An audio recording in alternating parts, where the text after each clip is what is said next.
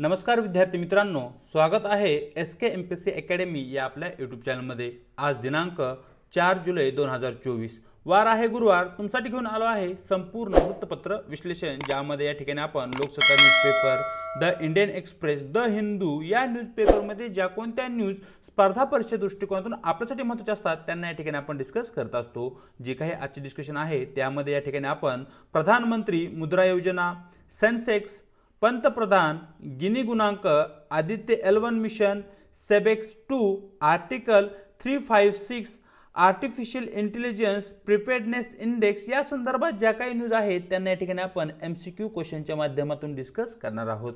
चला तर जी काही आजची आपली डिस्कशन आहे तिला या ठिकाणी आता आपण सुरुवात करूया। मित्रांनो, या ठिकाणी आजची जी काही आपली पहिली न्यूज आहे ती आहे प्रधानमंत्री मुद्रा योजने संदर्भात। सर्वप्रथम न्यूज पाहूया। मुद्राची 4000 कोटीची कर्जे बुडण्याच्या बेतात, अशा प्रकारची न्यूज लोकसत्ता पेज क्रमांक 1 वर तुम्हाला दिसून जाईल।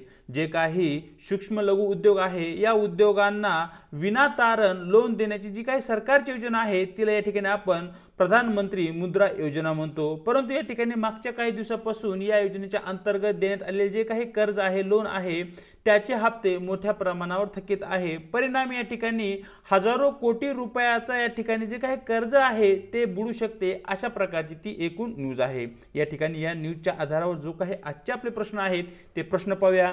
प्रधानमंत्री मुद्रा योजना कधी सुरू झाली, अशा प्रकारचा मित्रांनो या ठिकाणी आपला प्रश्न आहे। तर मित्रांनो, तुम्हाला माहिती असलं पाहिजे की प्रधानमंत्री मुद्रा योजना ही 2015 साली पंतप्रधान नरेंद्र मोदी यांच्या कार्यकाळामध्ये सुरू करण्यात आली होती। म्हणजे प्रश्न क्रमांक 1 चे योग्य उत्तर राहील पर्याय बी। पाहूया प्रश्न क्रमांक 2। मुद्रा योजनेचा मुख्य उद्देश खालीलपैकी कोणता आहे, अशा प्रकारचा आपला बेसिक प्रश्न या ठिकाणी आहे।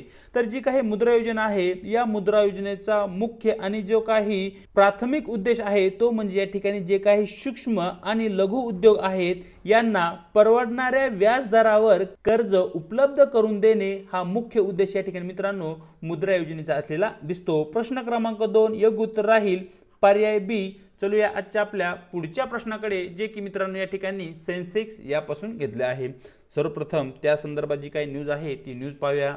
सेन्सेक्सचा ऐतिहासिक 80,000चा स्पर्श, अशा प्रकारची न्यूज लोकसत्ता पेज क्रमांक 12 वर तुम्हाला दिसून जाईल। आपल्याकडे जे काही शेअर मार्केट आहे त्या ठिकाणी गिफ्ट निफ्टी, सेन्सेक्स, निफ्टी 50 अशा प्रकारच्या काही कन्सेप्ट किंवा शब्द तुम्ही त्या ठिकाणी पाहू शकताय। अलीकडे जो काही सेन्सेक्स आहे त्याने 80,000 जो काही टप्पा आहे त्याला स्पर्श केला आहे आणि त्या संदर्भात ती एकूण या ठिकाणी न्यूज असलेली आपल्याला दिसत आहे। या ठिकाणी सेन्सेक्सवर आधारित जे काही आजचे आपले प्रश्न आहेत ते प्रश्न पाहूया। सेन्सेक्स कोणत्या स्टॉक एक्सचेंजशी संबंधित आहे, अशा प्रकारचा मित्रांनो या ठिकाणी आपला प्रश्न आहे। तर या ठिकाणी जो काही सेन्सेक्स आहे तो मित्रांनो या ठिकाणी बॉम्बे स्टॉक एक्सचेंज BSE शी संबंधित आहे, हे तुम्हाला या ठिकाणी माहिती असणं आवश्यक आहे। प्रश्न क्रमांक 3 योग्य उत्तर राहील पर्याय बी। पाहूया प्रश्न क्रमांक 4। सेन्सेक्स कोणत्या वर्षी सुरू झाला? तर मित्रांनो या ठिकाणी 1986 साली सेन्सेक्सची सुरुवात झाली। म्हणजे या ठिकाणी प्रश्न क्रमांक 4 चं आपलं योग्य उत्तर राहील पर्याय सी। पुढे इन डिटेल मध्ये आपण सेन्सेक्स विषयी माहिती घेणार आहोत। तर या ठिकाणी सर्वप्रथम आपल्याला माहिती असलं पाहिजे की सेन्सेक्स म्हणजे काय। तर सेन्सिटिव्ह इंडेक्स अशा प्रकारचे मित्रांनो या ठिकाणी सेन्सेक्सचा फुल फॉर्म होताना आपल्याला दिसतो।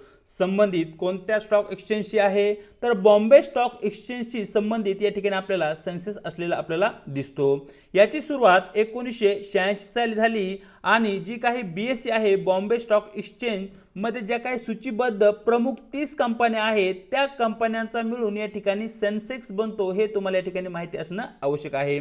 सेन्सेक्सची गणना करण्यासाठी जे काही आधारभूत वर्ष निवडले आहे ते आहे 1978-79 हा या ठिकाणी आपल्यासाठी महत्त्वाचा पॉइंट आहे।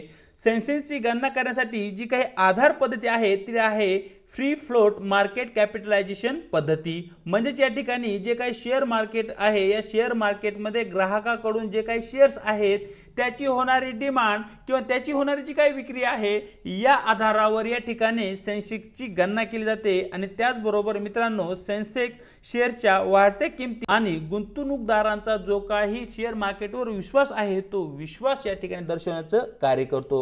या ठिकाणी सेन्सेक्स मध्ये प्रामुख्याने BSE वर सूचीबद्ध असलेल्या ज्या शीर्ष महत्त्वपूर्ण वरच्या 30 कंपन्या आहेत त्यांची कामगिरी कशा प्रकारची आहे याचं या ठिकाणी मापन केलं जातं आणि सेन्सेक्सवर नियंत्रण किंवा त्याला कंट्रोल करण्याचं जे काही कार्य आहे ते केलं जातं सेबीकडून, ज्याला की या ठिकाणी आपण securities and exchange board of India असे म्हणतो. सेन्सेक्सवर कॉर्पोरेट कमाई, आर्थिक धोरणे आणि जी काही राजकीय स्थिरता आहे यांचाही प्रभाव पडत असतो. त्याचबरोबर ज्या काही जागतिक आर्थिक घडामोडी असतील याचाही सेन्सेक्सवर प्रभाव लक्षणीयरित्या पडताना आपल्याला दिसतो. सर्वाधिक वेटेज सेन्सेक्समध्ये वित्तीय सेवा ज्या काही कंपन्या आहेत त्यांचा आहे. फॉर एक्झाम्पल LIC असेल, HDFC बँक असेल, SBI बँक असेल, या ज्या वित्तीय सेवा देणाऱ्या कंपन्या आहे यांचं सर्वाधिक वेटेज या ठिकाणी आपल्याला सेन्सेक्समध्ये असलेलं आपल्याला दिसतं. तर अशा प्रकारे इन डिटेलमध्ये सेन्सेक्सविषयी आपण माहिती पाहिली. आता पाहूया आजचा आपला पुढचा प्रश्न, जो की मित्रांनो या ठिकाणी पंतप्रधानावर आधारित आहे. सरळ प्रश्न पाहूया. भारताचे पंतप्रधान खालीलपैकी कोणत्या संस्थांचे प्रमुख म्हणून कार्य करतात किंवा प्रमुख असतात, अशा प्रकारचा मित्रांनो या ठिकाणी आपला प्रश्न आहे. तर मित्रांनो या ठिकाणी भारतात जे काही पंतप्रधान आहेत, अंतराळ विभाग ज्याला की या ठिकाणी आपण स्पेस डिपार्टमेंट म्हणतो, याचेही प्रमुख म्हणून कार्य करतात. त्याचबरोबर नीती आयोगाचे अध्यक्ष म्हणून ते कार्य करतात. मंत्रिमंडळाची नियुक्ती जी काही समिती असते त्या समितीची ते प्रमुख म्हणून कार्य करतात. अणुऊर्जा विभागामध्येही ते प्रमुख असतात. राष्ट्रीय संरक्षण विद्यापीठामध्ये या ठिकाणी मित्रांनो प्रमुख किंवा त्याचे जे काही चान्सलर असतात ते संरक्षण मंत्री असतात, या ठिकाणी पंतप्रधान नसतात. हे तुम्हाला माहिती असणं आवश्यक आहे. आणि या ठिकाणी प्रश्नामध्ये आपल्याला विचारण्यात आलं आहे की वरीलपैकी किती पर्याय आपले योग्य आहे. तर मित्रांनो वरील 5 पर्यायापैकी एकूण 4 पर्याय हे या ठिकाणी आपले बरोबर असल्या कारणाने आपलं योग्य उत्तर राहील पर्याय सी, केवळ 4 बरोबर. पाहूया आजचा आपला पुढचा प्रश्न, जो की मित्रांनो या ठिकाणी गिनी गुणांकावर आधारित आहे. सरळ जो काही प्रश्न आहे तो प्रश्न पाहूया. खालील विधाने विचारात घ्या. या ठिकाणी विधान क्रमांक 1, लॉरेंज कर्व संपत्ती वितरणाची असमानता दर्शवतो. विधान 2, गिनी गुणांक 1 म्हणजे सर्वाधिक आर्थिक समानता आणि गिनी गुणांक 0 म्हणजे या ठिकाणी सर्वाधिक आर्थिक असमानता असा अर्थ होतो. तर वरील विधानापैकी कोणते विधान बरोबर आहे असे या ठिकाणी आपल्याला विचारण्यात आलेलं आहे. तर मित्रांनो या ठिकाणी जो काही लॉरेंज कर्व आहे तो या ठिकाणी देशामध्ये जी काही संपत्ती आहे तिचं वितरण कशा प्रकारे झालं आहे हे या ठिकाणी दाखवतो. म्हणजे जी काही संपत्तीची असमानता देशामध्ये आहे तिचं जे काही वितरण आहे ते दाखवण्याचं कार्य या ठिकाणी लॉरेंज कर्व करून केलं जातं. याचाच अर्थ विधान क्रमांक 1 या ठिकाणी अगदी बरोबर आहे आणि विधान क्रमांक 2 मित्रांनो या ठिकाणी चुकीचं विधान आहे. जेव्हा गिनी गुणांक 1 असतो तेव्हा देशामध्ये आर्थिक असमानता असते, सर्वाधिक आर्थिक असमानता असते. परंतु जेव्हा गिनी गुणांक 0 असतो तेव्हा देशामध्ये सर्वाधिक आर्थिक समानता असते.